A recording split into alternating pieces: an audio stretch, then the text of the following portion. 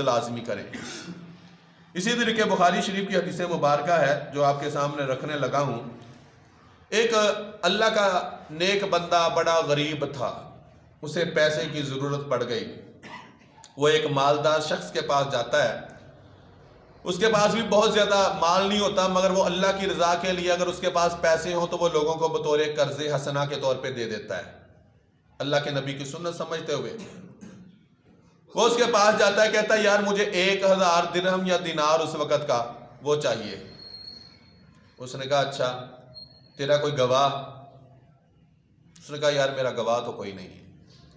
کہا پھر کیسے قرضہ دوں؟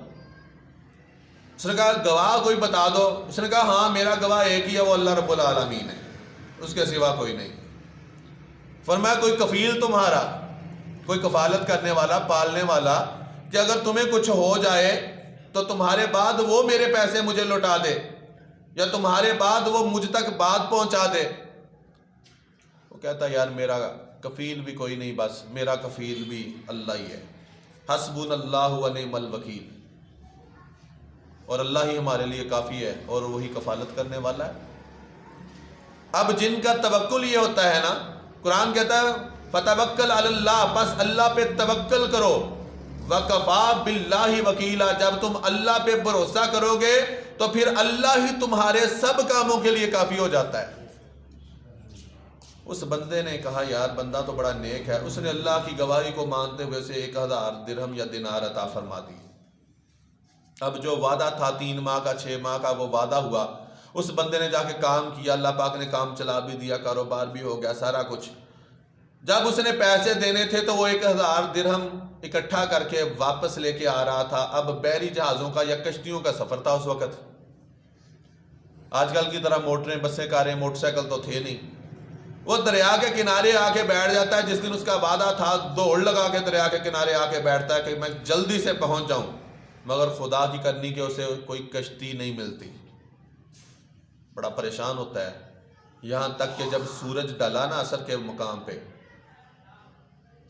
اس نے کہا یار وہ بندہ کیا کہے گا کہ خدا کو گواہ بنا کے گیا تھا اور واپس ہی نہیں آیا۔ قیامت کے دن اللہ پاک نے میرا گریبان پکڑ لیا کہ لوگوں کو گواہ بنا کے جھوٹ بولتے تھے، تو نے مجھے گواہ بنا کے جھوٹ بولا، تو کیا جواب دوں گا؟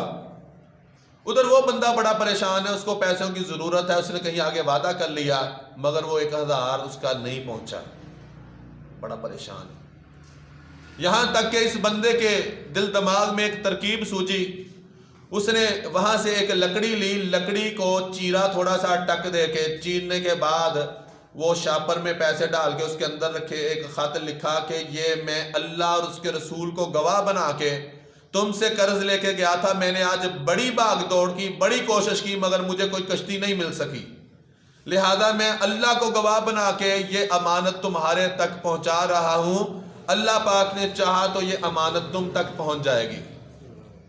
کہتے ہیں جب مغرب کا وقت ہوا نا، سورج ڈلنے کے بالکل قریب تھا، وہ شخص بڑا پریشان ہو کے دریا کی جانب نکلا۔ وہ پریشان ہے کہ سامنے سے شاید وہ بندہ سفر کر کے آ جائے، مگر وہ بندہ نہیں آیا۔ اس کے دل میں یہ تھا کہ یار اللہ کا نام لے کے، رسول کا نام لے کے میرے ساتھ جھوٹ بول گیا شاید۔ چند لمحات کے بعد اس نے دیکھا تو وہ لکڑی جو پانی میں تیرتی ہوئی، کچھ ڈوبتی ہوئی اس کو نظر آئی۔ اس نے لکڑی دیکھی، اس نے کہا چل یار اور کچھ نہیں تو گھر ہی لے چلنا، جا کے روٹیاں پکاؤن دے کم آئے گی، خشک کران گے، بعد چیر پھاڑ کر کے روٹیاں پکا لیں گے۔ اس نے لکڑی پکڑی، موڈے پہ رکھی، کندھے پہ، اور گھر لے گیا۔ جب گھر لے جا کے اس نے کلہاڑی پکڑ کے اس لکڑی کو چیننا چاہا، پھاڑنا چاہا، ابھی ایک آدھا ٹاکی مارا تھا تو کہلے وہ 2 حصے ہو گئی۔ 2 دیکھ کے حیران رہ گیا کہ جب اس نے اندر سے وہ شاپر کھولا تو اس کے اندر اس کے نام کا خط بھی موجود تھا اور 1000 درہم بھی موجود تھا۔ بڑا حیران ہوا کہ واہ مولا، واقعی تیرا نام لے کے گیا تھا اور تجھے گواہ بنا کے گیا تھا، تو یہ کس انداز سے اس نے پیسے پہنچائے اور اس نے تیرے سپرد کر دیے۔ تو جنہیں قرآن کہتا ہے کہ وَتَوَكَّلْ عَلَى اللَّهِ، جب اللہ پہ بھروسہ کرو تو وَكَفَى بِاللَّهِ وَكِيلًا، پھر وہ تمہارے سب کاموں کے لیے کافی ہو جاتا ہے۔ اب اس بندے کے دل میں یہ بات کس نے ڈالی تھی؟ کہ اگر کشتی نہیں مل رہی تو لکڑی کے اندر پیسے رکھ کے خط لکھ دو اور اللہ کے سپرد کر دو. یہ بات ڈالنے والی کون ہے؟ اللہ کی ذات. کون ہے؟ اللہ کی ذات ہے.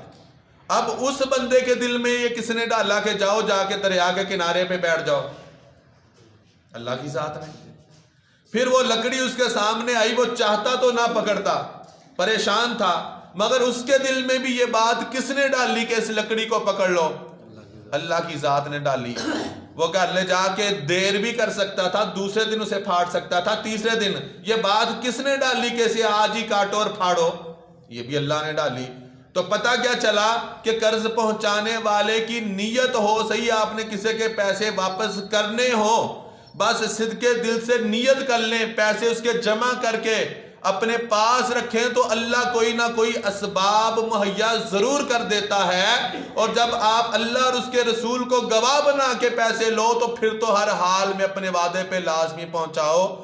ایسا نہ ہو کہ وہ کہے یار اللہ کا نام لے کے میرے ساتھ جھوٹ بول گیا. تو دوستان محترم، اگر نیتیں صاف ہو تو اللہ پاک کی ذات مدد فرماتی ہے. باقی پریشان نہیں ہو جاتے. بعض دفعہ بندے پہ ماڑا ٹائم بھی آ جاتا ہے، بعض دفعہ بندے پہ تہمتیں بھی لگتی ہیں، الزام بھی لگتے ہیں. یہ دنیا ہے. سیانے کہتے ہوتے ہیں کہ داتی نو دندے ایک پاسے اور دنیا نو دو پاسے.